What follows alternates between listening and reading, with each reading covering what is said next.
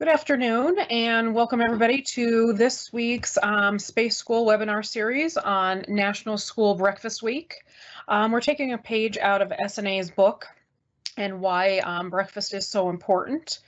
And we're going to actually hear from some school food service directors and get their take on the school breakfast programs at their own schools and other topics that are important and relevant to why breakfast is such a big part of the school experience. I am Nancy Farah, the principal of Metro Storage Academy.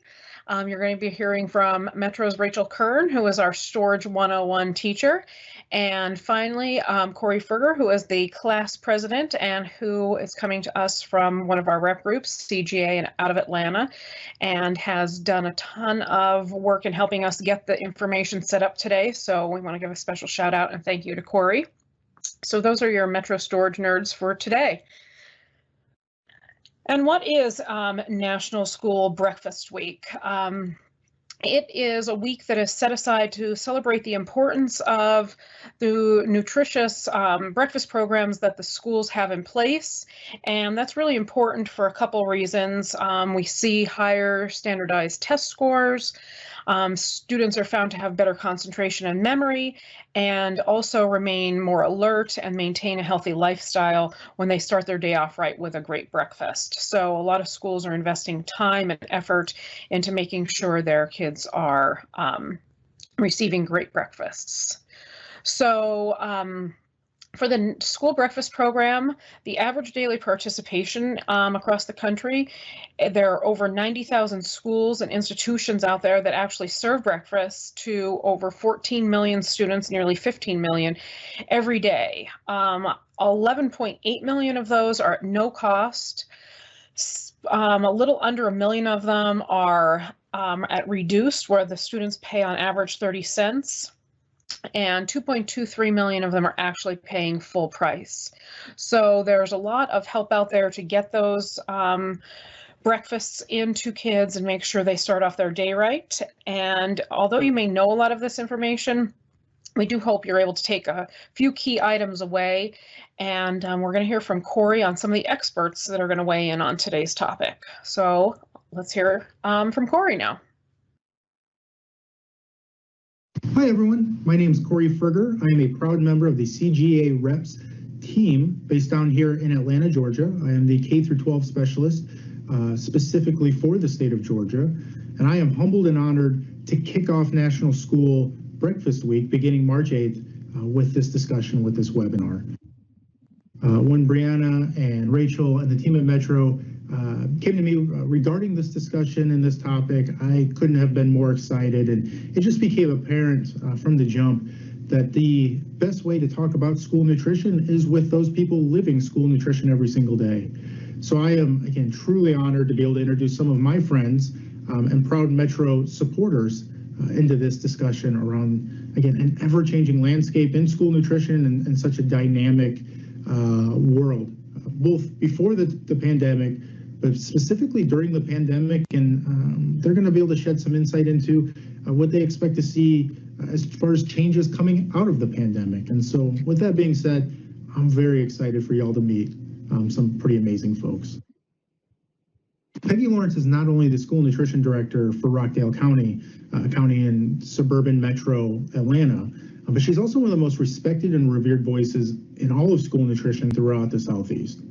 Beginning in August, her program made the announcement that they were going fully virtual through December and into January, and Peggy stepped into action. She was one of the first school nutrition programs across the country to implement a full delivery model, utilizing the existing transportation infrastructure via the bus routes and the bus drivers, as well as utilizing her full school nutrition staff. She was able to prepare the meals on site at the schools and using geomapping, deliver these meals to the students at their homes. This was significant because it protected every single job in the transportation side of the county, and it protected every single job in the school nutrition side as well.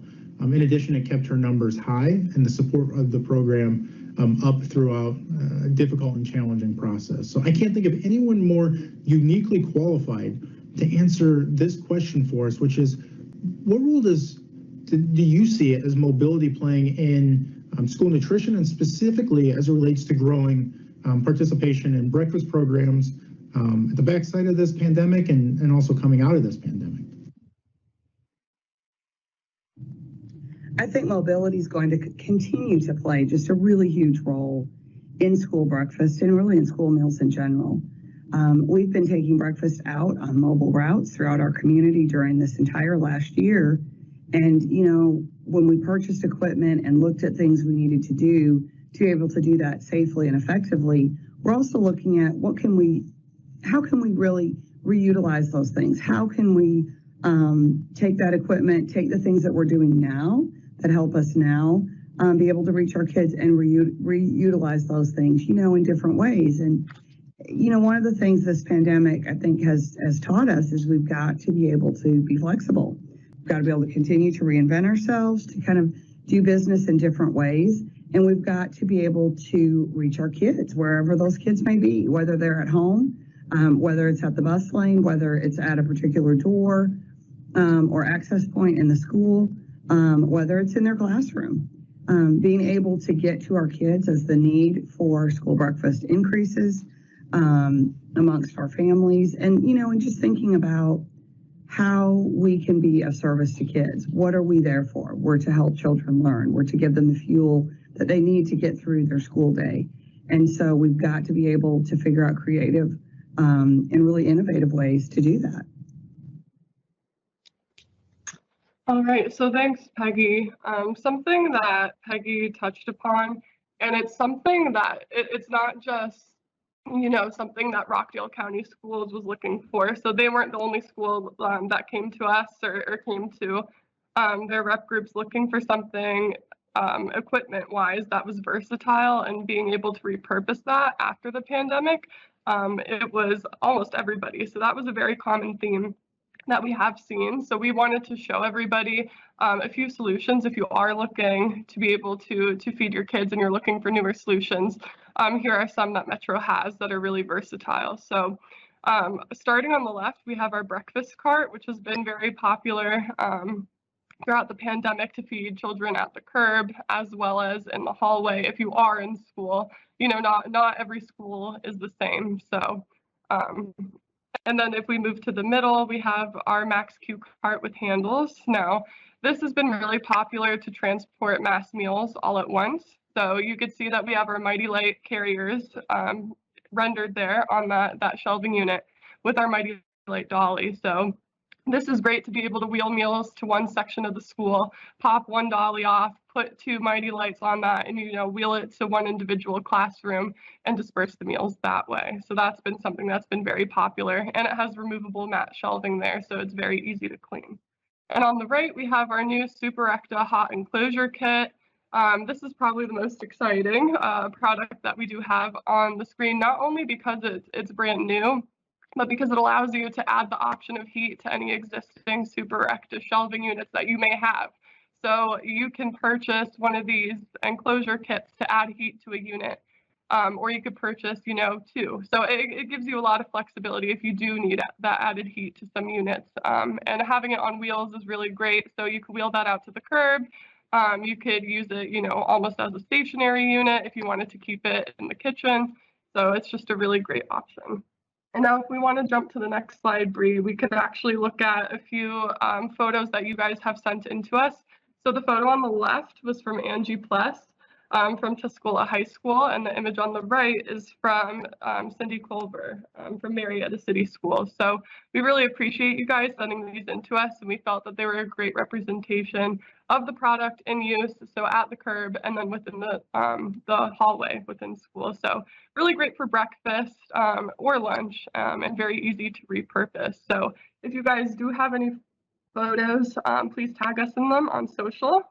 It's Metro Foodservice pretty much on every platform out there. So we'd appreciate that.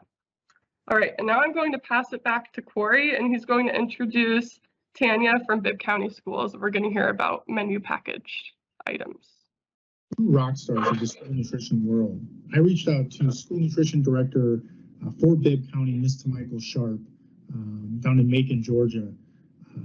Ms. Sharp has a unique perspective as they're one of the only programs to utilize a centralized kitchen, meaning they prepare all the meals on site and then ship or transport out those food items to the other schools and locations throughout the county.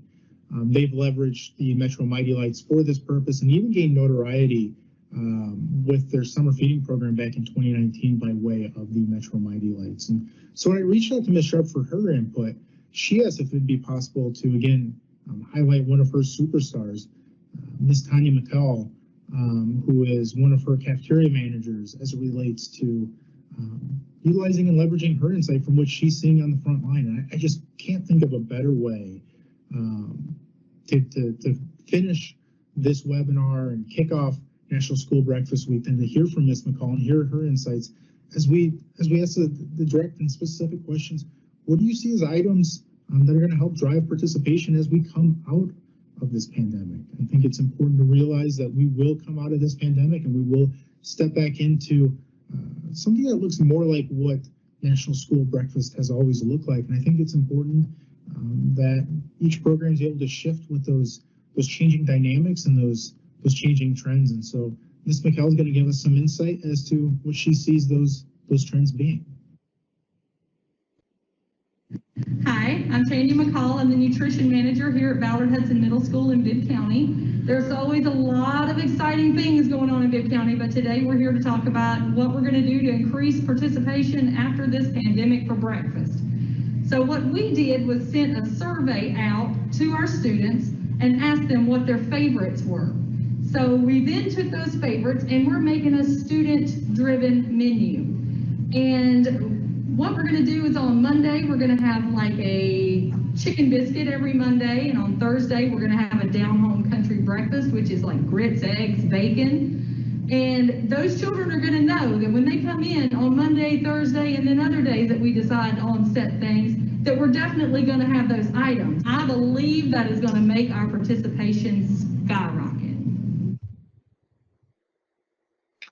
All right, so Tanya had a really good point, and they did something pretty creative in order to drive some participation. So doing that survey, we felt was a really creative way of just making sure that you're providing, what the kids want. So it makes them feel as if they have, a part in selecting what they get to eat. So therefore increasing participation. So kudos to Bibb County, and that's a great point for anybody else that is looking to increase participation in various different ways.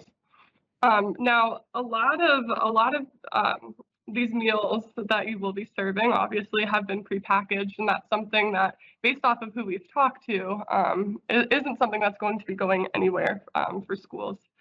So something that schools have had a lot of success with is the Mighty Light top loaders here, and now a lot of you that do use them, maybe you are familiar with them or aren't, but they are a pan carrier. But we wanted to stress that they are more than that. And this pandemic has really highlighted that. So if we can jump to the next slide, Mighty Light is more than a pan carrier. And you could see another photo from Marietta City Schools here of them being used to transport bagged lunches. And we also wanted to point out that within them, there's two different versions of top loaders. So our flat lid and the deep lid, which gives you more capacity. But they can fit 4 and 8 9x9x3 to-go containers respectively, which is just a good bit of information if you currently are using them. Right, we can jump to the next slide and see how people have been using them to transport milk. You get a lot of capacity within these, so you could actually fit 81 half-pint milk cartons in the ML180. And then with the deeper lid, you get a little bit more capacity. So instead of 3 levels, you actually get 5, and you could fit 135 within them. All right, and if we want to jump to the next slide, you'll actually be able to see our newer Super Active basket shelving there. So you could see this is a nice close-up image that really shows you that it's a hopper style shelf, which is great. So the lower front allows you to easily load items and then also unload items onto the shelf. And if we want to jump to the next slide, you'll see a great rendering showing how you could add these units to any Super Acta unit that you may have, whether it be shelving, a cart, existing track shelving. It's just a really great option there. And then the dividers allow you to organize and separate items. So you can see the second shelf from the bottom, how they're being used to divide, say, packs of gummies or, apples, granola bars, etc., and how they're easily able to store those 9x9x3 styrofoam containers as well as bags. So just super versatile and a really great option, especially since you have the option of having it on wheels or a stationary unit. Alrighty. So now I'm going to pass it back to Corey, and he's going to introduce Cindy Culver from Marietta City Schools. Cindy Culver is the School Nutrition Director for Marietta City Schools in Marietta, Georgia. Marietta is the largest city in Cobb County, which is one of the largest counties in all of Georgia. Cindy brings a unique perspective to this conversation as she's relied really heavily on Metro products during this pandemic specifically. You may have seen some of her program's work through social media. She is constantly posting some really cool, unique images highlighting the great work that the Mighty Lights have been able to help accomplish, as well as the breakfast carts through her program and in her schools. And so we asked Cindy her thoughts as far as what she's learned during this pandemic, and most specifically what she's going to take into the future with her from the pandemic, and maybe how that might relate to her staff, her team, and the tools that are needed to support her staff and her team. Cindy? Hi, this is Cindy Culver. I'm the School Nutrition Director for Marietta City Schools here in Georgia. And thank you, Corey, for asking me to speak about our experiences this year. March 13th, as many of you will be forever ingrained in our heads. One of the most important things that I've learned this year is not only is our staff very resilient, they're very open to change, but the truly underlying way to continue this for the unforeseen future is to have very strong trust and strong relationships. We are really fortunate to have both of those within our district. From myself as the director, all the way up from my superintendent to all of our cabinet members, to our board members, but also as the director, building that trust and building that relationship with all of our employees is so important for us to continue to ask them to go above and beyond, and for them to continue to do anything and everything we ask them to do to feed our students. So just stay positive, keep a smile on your face, and we will get through all of this together. Thank you so much. With that, I'd like to take a moment just to thank our special guests for joining us today. Thank you, Ms. Peggy Lawrence. Thank you, Ms. Cindy Culver, and thank you, Ms. Tanya McCall, for lending your expertise and your insight into this discussion. If I'm able to editorialize for a moment, I think it's important that we remember that the true purpose of these school nutrition programs is to help efficiently and effectively feed the children of our communities. And I think it's important to help provide the right tools to assist in those efforts. It is a dynamic and challenging industry and landscape to navigate. And I think on the equipment side, Metro has some incredible and amazing tools to help support those efforts by the school nutrition directors and the directors' teams, who are, again, the hands and feet in the front line in these efforts. And so hopefully being able to hear from our special guests today will help lend a little more insight into how we might be able to best support and assist in again, some of the ways that Metro is uniquely positioned to support those efforts. And again, with National School Breakfast Week kicking off March 8th, I can't think of a better time and a better opportunity to bring attention and awareness to the incredible folks and efforts that are happening every day within our own communities. So if you get a moment, thank a school nutrition employee, let them know that you appreciate their efforts and that you're thinking about them. Thanks, everyone. All right. Another thank you to Corey for all of his work here. To help us close this out and to kick off National School Breakfast Week, we're going to have a bunch of giveaways starting on March 8th through the 12th. For those of you that follow us on Facebook and Instagram, you know we're always posting about our new ideas. For those of you that don't, please get on and start following us. You're going to have a chance to win a grab and go cart that Rachel talked about. Also the shield cart with Mighty Lights for serving food hot or cold, and then Mighty Light itself, which can be used in just about any application. So we're looking forward to giving a bunch of those away.